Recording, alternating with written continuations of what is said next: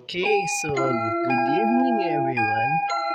So this is me, Richard Gabriel Padarigan, or you can call me Riel.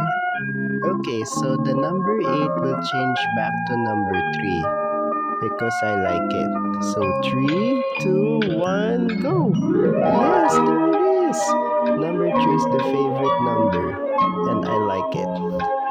Because 8 is better than 3 because 6 and 9 are very pressed that I am good for.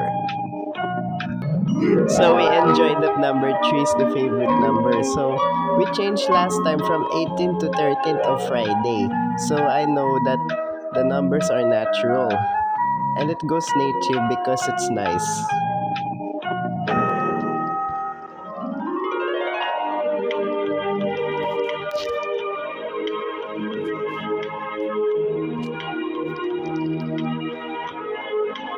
I totally love those numbers because it looks like ano.